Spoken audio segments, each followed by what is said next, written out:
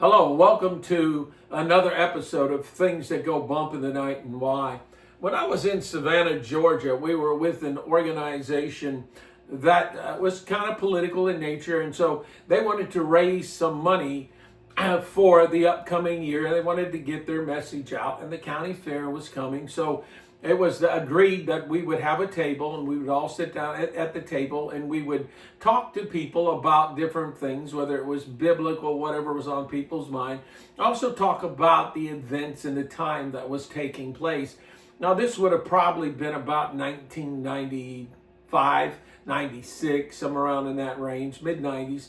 And so we were like, okay, and the organization was very popular and they had everything else. So they felt good for their cause. And so we said, all right. So we had a table, it was all set up. I was to do one day and somebody else another day. And we'd do it like in 4-hour shifts or whatever. So all of a sudden I got my shift and I was getting ready to go to sit down at my table. And all of a sudden the lady that I was supposed to relieve, when I cut down there, she looked like she was pale as a ghost. I mean, she looked like she was white as a ghost. She was a little bit shaken up, and you could tell that. So I asked her. I said, "Hey, what's going on? Why are you shaken up? What happened?"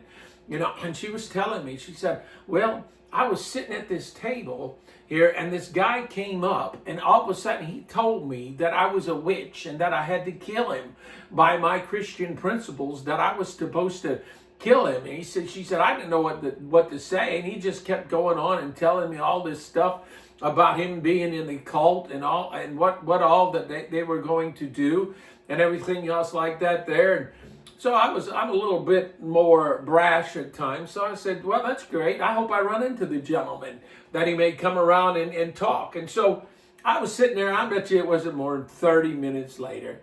And here comes this gentleman, and he comes and he sits down next to me and he starts up with a conversation. And of course, he asked me if I was a Christian. And I said, yeah. So he said, are you familiar with Leviticus chapter, I think it was 27 and 10? I said, yeah. And he said, well, I just want you to know that I'm a high-level warlock. I have 13 covens underneath me. And come Halloween, we're going to be right out there in the woods cursing the place, and we're going to be performing our little rituals. And he said, by the fact that I told you that you were that I was a witch, you're under obligation to kill me, according to Leviticus 27 and 10. And so I just listened to the man, and I looked at him, and I said, no, I'm under no obligation to kill you. And he said, well, according to the word you are.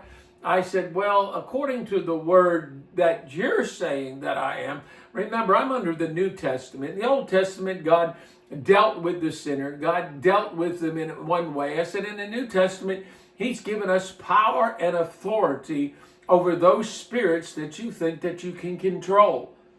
And he just kind of looked at me. I said, yeah, that you think that you can control. We've been given power and authorities over those. I said, my Bible's plain. It says to owe no man nothing but love. I said, but you know what? God hath given me the authority and the power over those spirits that you think you have. And he was astonished. He said, you're not going to kill me? No, I don't have to kill you. I just laid out my case about what was going on. And then as I talked to the gentleman a little bit more, I realized, I said, you know what? You were in you came to a deliverance seminar at a church, and you were sitting there, and the guy said, yeah, I was there. He said, because in my thing as a warlock, he says, I gain power by the amount of demons that I get into me. He said, so while they were casting them out of the people and telling them to go, I was telling them to come into me. And now this guy was doing this willingly. I'm not talking about some other crazy doctrine that some people have, but he was willingly calling the spirits as they were exiting the people to come into him. And I remember this incident, it's pretty good, because I looked down at the guy, and I remember he had a daughter with him. And I said, well, what about your daughter?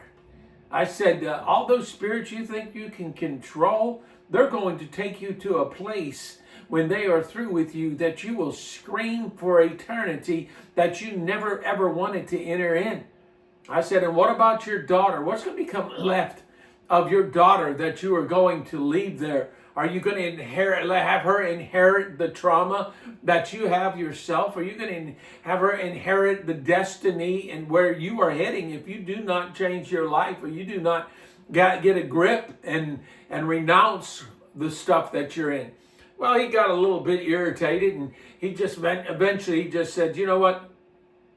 He said, I haven't met nobody like you. And he said, I'm going to leave. And he said, maybe I'll come back and I'll talk with you. But before he left, he said, yeah, Halloween, we're going to go out there. And he told me that he was in charge of 13 covens. He was the head warlock, and they all were going to get together. And they were going to do this crazy ritual and curse the area around there. So he left, and, you know, I just grabbed a hold of a couple people, and we agreed that that would not come to fruition. God would stop that from happening. And it was funny because that Halloween, it wasn't too far away. All of a sudden, on the day of Halloween, it rained so hard they had to close stuff down. And I thought, yeah, buddy, you're out there doing whatever you got to do, and you're getting saturated, soaked, the wind is blowing, and you're probably miserable and driving you out of there.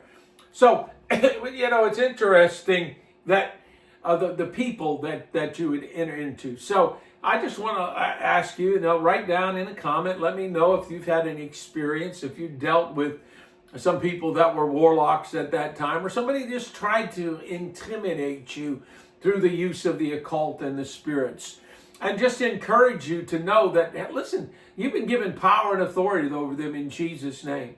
You just say, in Jesus' name, in Jesus' name, in Jesus' name. And, I still continue to pray that this gentleman would get saved, that he would come to his senses, he'd come to his right mind eventually. But if you ever experienced anything like this, or in nature, or a warlock, or whatever, hey, just leave a comment in the comments. Give me a thumbs up if you like it. Smash the subscribe button. It really does help out with the channel. And I pray that you enjoyed the content. And hey, I hope you all have a good day and a blessed day. And I'll talk with you all later. Bye.